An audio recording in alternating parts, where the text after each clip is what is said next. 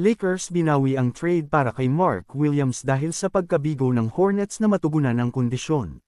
Mga kabasketball, isang nakakagulat na balita ang lumabas. Binawi ng Los Angeles Lakers ang trade para kay Charlotte Hornets bigman Mark Williams. Matapos ang excitement ng mga fans sa tambalan sana nina Williams at ang bagong Lakers superstar na si Luka Doncic, biglang naputol ang kwento. Ayon sa opisyal na pahayag ng Lakers, hindi natugunan ng Hornets ang isang kondisyon ng trade, dahilan para ito ay ma-rescind. Ang trade na ito ay dapat sana'y magdadala kay Williams sa Lakers kapalit nina Dalton Knecht, Cam Reddish, isang first-round pick swap sa 2030, at isang unprotected first-round pick sa 2031. Ngunit tila may naging problema na nagresulta sa kanselasyon ng deal, kung saan babalik ang lahat ng players at draft picks sa kani-kanilang orihinal na koponan.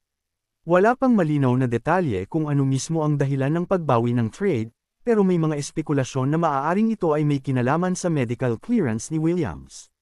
Matatanda ang 23 games lang ang nalaro niya ngayong season dahil sa injury sa paa, pero nakapaglaro siya sa huling 3 laro ng Charlotte, kaya hindi pa sigurado kung ito nga ang dahilan ng pagkakaunsyami ng deal. Sa biglaang pagbawi ng trade na ito, para bang hindi na ito nangyari, ibabalik sina Knecht, Reddish, at ang draft assets sa Lakers. Abangan ang susunod pang NBA updates dito lang sa ating channel.